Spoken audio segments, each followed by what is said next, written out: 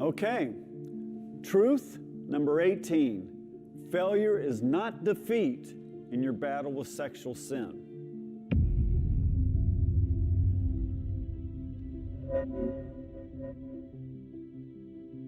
In an earlier talk, I said, quote, "The Lord purposely allows sin to bring with it a host of painful consequences so that we'll come to hate it."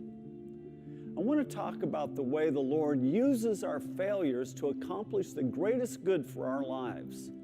But I'm going to set the stage for this talk with a biblical story that has nothing to do with sexual sin. It's the story of Hannah, found in 1 Samuel chapters 1 and 2. A man named Elkanah had two wives. His favorite wife, Hannah, couldn't have children, and his other wife, Peninnah, was jealous of Hannah and therefore was cruel to her. 1 Samuel 1 says that Peninnah, quote, provoked her severely to make her miserable because the Lord had closed her womb. So it was year by year when she went up to the house of the Lord that she provoked her. Therefore she wept and did not eat. Being a barren woman in the Jewish culture of that day was a great disgrace. The common belief was that such a woman had God's curse on her. How much deeper was the grief when someone was rubbing it in her face at every opportunity? It went on to say that, quote, she was in bitterness of soul and prayed to the Lord and wept in anguish. Hannah felt like a failure in life. And you know what? It was the Lord who closed her womb and put her in the position to feel like a failure. Why would he do that to someone he loved? Listen, God takes no enjoyment in bringing sorrow to his people, but he's not afraid to do it if it'll accomplish a higher good for them. In this case, he wanted to bring her to the place of such desperation that she'd be willing to dedicate her son to the Lord's work if only he would open her womb. And that's exactly what happened. So what was the higher good that came out of all her suffering? Her son Samuel became one of the greatest prophets in biblical history. For many years, he traveled around the country, exhorting the Jewish people to stay faithful to the Lord. In his old age, he discipled a young man named David into the ways of God. And before it was over, he wrote a good portion of two important books of the Bible. All of that came about because this young woman was allowed to experience emotional anguish for a few years. Even though Hannah's struggles had nothing to do with sexual sin, I can really relate to her story. I'm mostly referring to the period of my life when I was finally seeking the Lord with some degree of earnestness and sincerity. I was spending time with him every day and doing my best to live a life pleasing to him.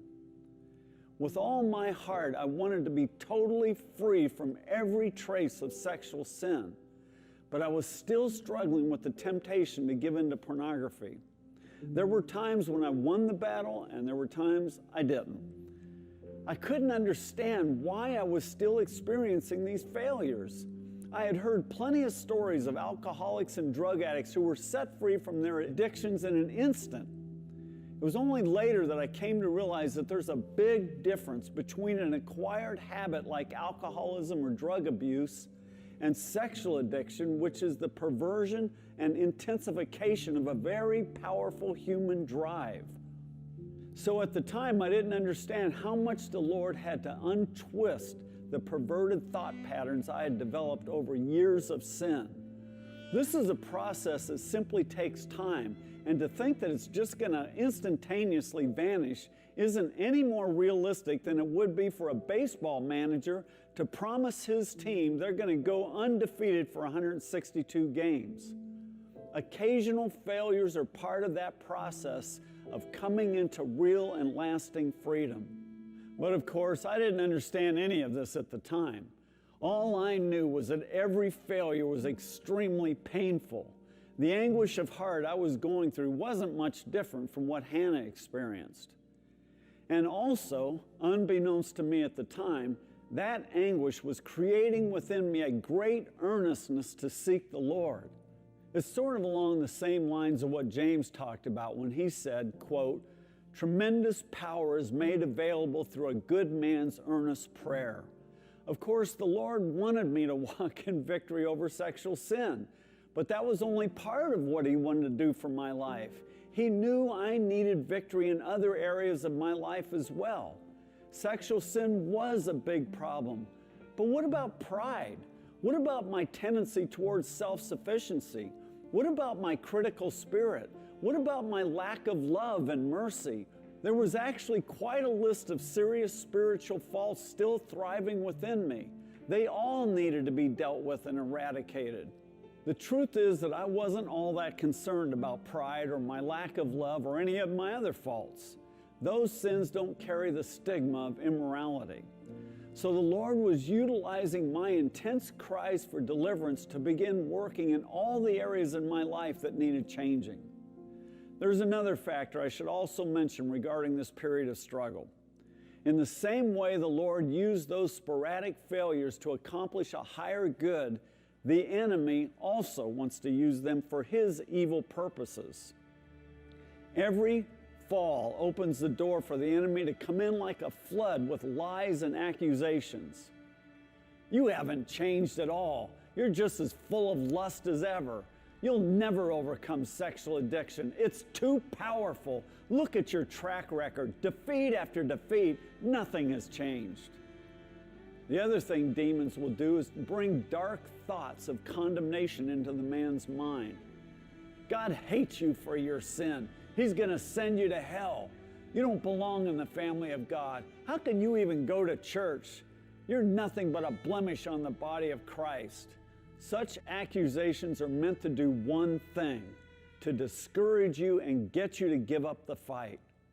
If you could only hear God's thoughts, you might be surprised at how vastly different God is from such hateful thoughts.